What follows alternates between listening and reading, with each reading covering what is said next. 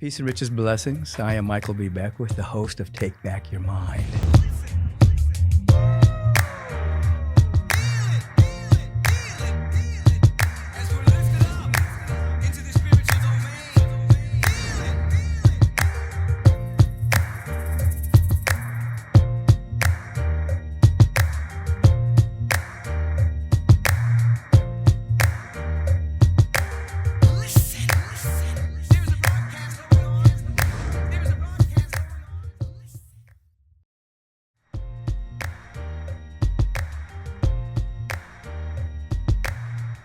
Peace and riches blessings, and welcome back to Take Back Your Mind, Life Question of the Week, the new life question of the week. The difference is I answer two questions and complete it with a meditation. So today I have Ashley asking the first question. She says, I think I have an addiction to spiritual books, meaning I feel that if I don't read all the ones I want to read, I will miss out on the aha moment that changes my life. How do I curb my FOMO while still enjoying reading spiritual books? Ashley, this is a great issue to have. You love reading spiritual books. So they are inspiring you, they're encouraging you. And so to basically not feel a sense of FOMO, there must be some dedicated practice combined with your reading. Henry David Thoreau had this as a practice. Whatever book he was reading, whenever he came to a moment that was kind of an aha moment, a satori moment, a moment in which it was really grabbing him, he closed the book and asked himself, how can I practice this that I just read? And he would not pick up the book again until he had integrated that into some level of practice. I'm advising you to do the same thing. So instead of wondering, if I don't read all these books, I'm not going to have an aha moment. Every time you have one, close the book. Ask yourself, how can I put this into practice? Your mind, your soul will guide your mind as to what you can do to practice. And once you practice, then come back and continue reading. So it doesn't matter after that how many books you get through in your library, how fast you get through them. Reading them will be an adventure because they will keep encouraging you to practice. Remember what's most important? The practice. That's what changes our life perception, which changes our life experience. Ashley, hope that helps. Have a beautiful day. The next letter comes from Shefali. She has this question. She says, my question might be controversial, but it's one that constantly bothers me. I had a materialist, atheist, and political upbringing. After experiencing certain life events, including bereavement and a serious illness, I started looking further afield. However, I've come across many spiritual teachers, and she has, quotes, spiritual teachers, particularly online, who talk about oneness and vibration, etc., but then they say things that are overtly racist, homophobic, or they make fun of others' beliefs and spread potentially dangerous lies about politics or a disease, trying to whip up hysteria with their followers. None of this feels aligned with their professed spiritual beliefs. This fills me with fear because I grew up learning that all spirituality and all religions are lies to control people. How do I negotiate this and know what to trust? Are these people just hijacking a movement for their own gain? How do I stop the creeping fear and depression that spirituality is a scam, which prevents me from being able to engage with my own spirituality? I appreciate your insight. It's a good question. It's a good question for a couple of reasons. One, during this time of social media and the absolute fact that there are many people who are, I call them uninitiated, many people who are uninitiated that teach these things. You know, they read a lot of books, they see a lot of podcasts or online classes, and then they call themselves teachers or things like that. And they end up teaching these metaphysical principles, but not necessarily with a deep sense of embodiment.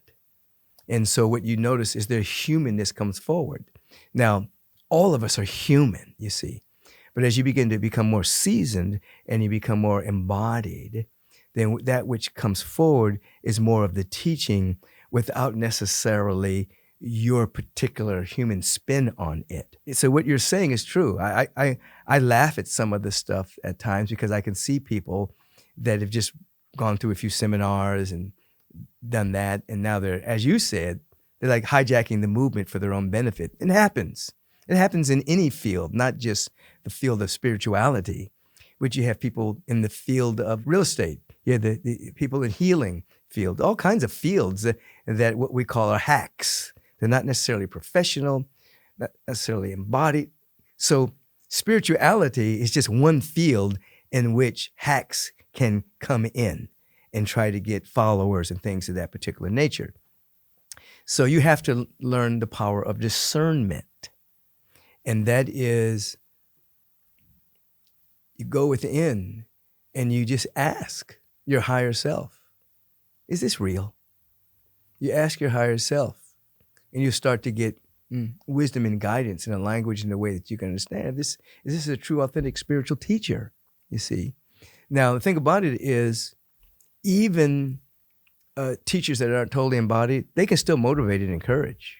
They can still say all the right stuff. It may not be the right music, but they can say all the right stuff. You will feel after a while whether it's feeding you. Is this really feeding you or not? If it's not, it's time to move on, you see? And particularly here, they're saying things that are overtly racist, misogynistic, homophobic. They're just basically showing where they haven't grown. Because when you come into a sense of oneness, non-dualism, that stuff falls off if you've been brainwashed into homophobia or misogyny, where you actually believe that women are inferior to men.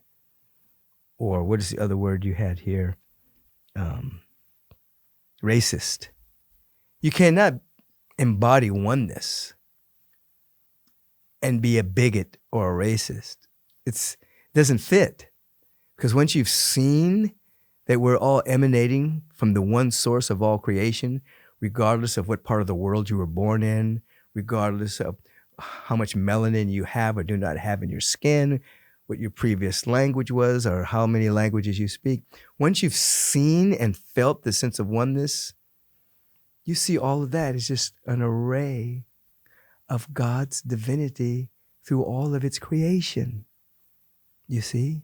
So when those things peek through people, they're letting you know they're not fully orbed or fully embodied in that area.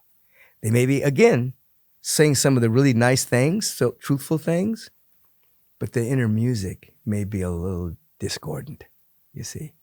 By you asking this question, I think you already know how to tell the difference. You already know. So continue to go within, do your own spiritual practice. You'll get discernment. You'll get an inner nudge. This isn't right. You know, Jesus wasn't a racist. You know what I mean? Buddha wasn't a racist. You know, Mother Mary isn't a racist. You know, you'll get a feeling inside. You say, no, I really don't want to listen to any more of this. You won't hate them. You won't judge them. You just realize they're not for you. You keep on stepping until you find that particular book, that particular teacher that resonates with you. You understand? I appreciate this question, Shefali. It's not that controversial because with the internet and social media, it's so prevalent these days. Somebody studies for a couple of years and suddenly thinks that they are a teacher. It takes a moment to walk with God until the presence of God becomes more real to you than anything else. I think your spirit can tell the difference. Have a beautiful and bright day, Shefali. I think you've asked a question that's pertinent to so many people. Have a good one.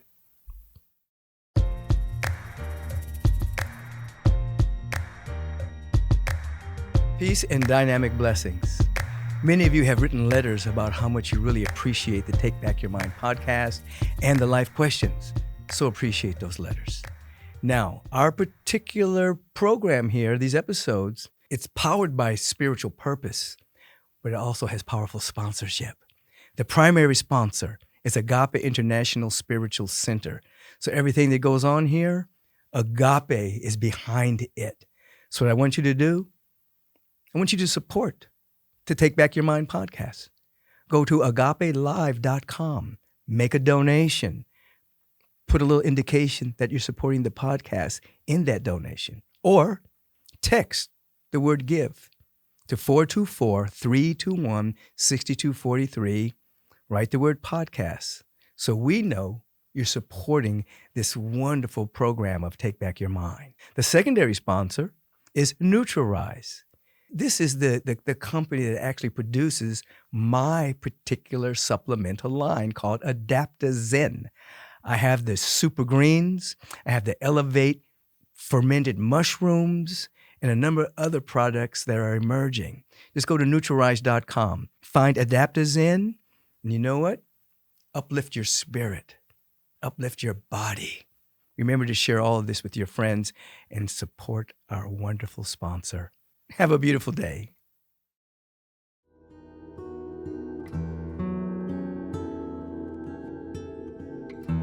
Peace and riches blessings. This is an opportunity for us to practice the art and science of meditation. Key emphasis is on practice, because as you've heard me say over the years, there's theory and then there's practice. So we have meditation is incorporated in everything. So even in this moment of the Take Back Your Mind life question of the week, we have a practice. So we're not just in our mind getting information. We're putting ourselves in a position for transformation. So we're going to go into meditation now. And today, I'm going to invite you to come into the field and the feeling of having all of your needs met. And ask, what does that feel like to have all of your needs met? And then we're going to ask a very important question out of that. So right now, feet's firmly on the ground. Your hand is facing upward as a sign of receptivity, thumb and forefingers touching this week. A sign of transcending a sense of separation. You close the outer eye. Put a slight smile on your face that informs the body temple that it can activate its own inner pharmacy to produce tonic chemicals that are vivifying to the immune system and keep us more alert and more awake, and slows down the aging process. You may not believe it, but a slight smile does all of that. So we have a slight smile. Slight smile has nothing to do with dogma or belief. It's chemistry from the way your face now has higher face value to your smile. I want you to use your imagination as an angel of God. We're going to re-enchant your imagination, moving from worst case scenarios to a greater awareness of all of our needs being met. So you think about a time in your life in which you felt that all of your needs were met. Sometimes people remember moments in their childhood where they had no idea that their parents may have been struggling financially because they had clothes, they had food to eat, they had transportation to and from school. They never thought, perhaps, that there was any challenge. Perhaps it was another time in your life where you just felt that all your needs were met, that you were living in the land of prosperity.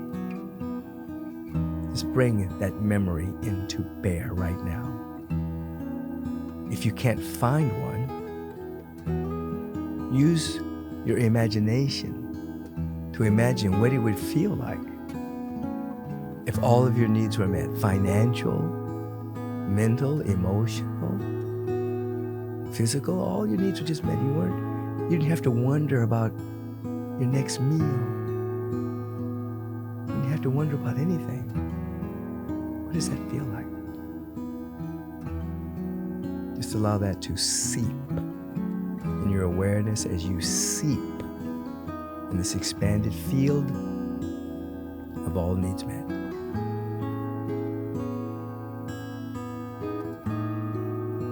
Now allow yourself to receive a deep inhalation.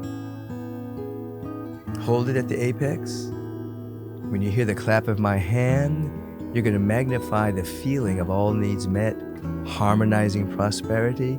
You're going to magnify times 10. Release. And allow your nervous system to bathe in the awareness of harmonizing prosperity and all needs met. It's a feeling tone, either through the activation of memory or through the sacred use of your imagination. Receive another breath, inhalation. Suspended at the apex. When you hear me clap my hand, without asking how, you'll magnify this feeling times 50. Harmonizing prosperity, all needs met on every level of my existence. Release. No worry, no projection of fear into the future, no anxiousness. All of my needs are met is what you're saying to yourself, and you're feeling it. Once again, receive a deep inhalation. Take a little bit more air in. Sustain it. Let the nervous system acclimate itself around the feeling tone of all needs met, harmonizing prosperity. You have everything you need. What does that feel like? Your imagination is bringing that to you if you don't have an activated memory of such a time in your life. Magnify this exponentially times 100. As I clap my hand, release the breath. Now bask. Just bask in the awareness of all of your needs being met.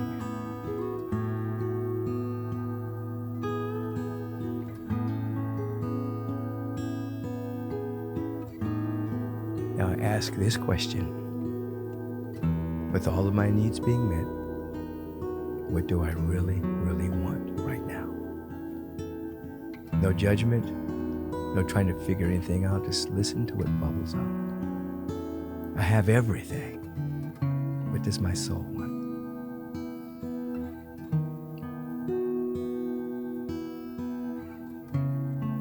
How do I want to serve in the world? What do I want to contribute? What gift is trying to be given through me? I have everything. What gift is trying to be given to me, given through me? How can I contribute? What does my soul really want? Now just listen with your entire being. All needs are met.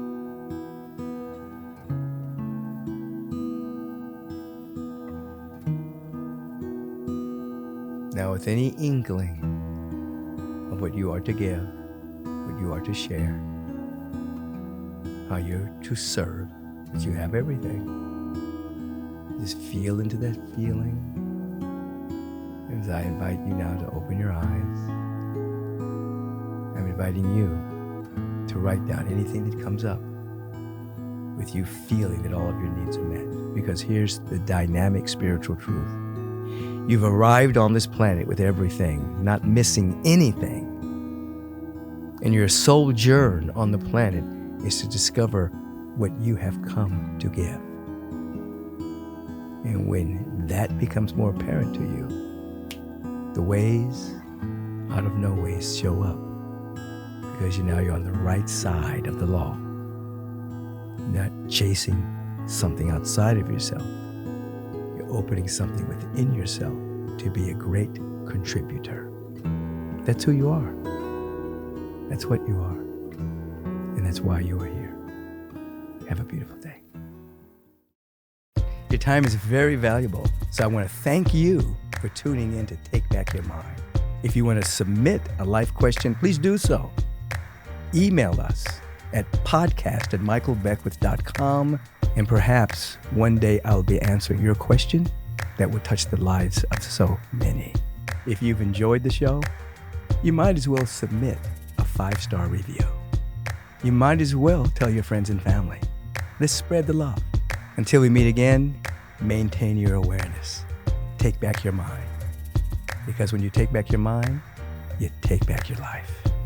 Peace and blessings.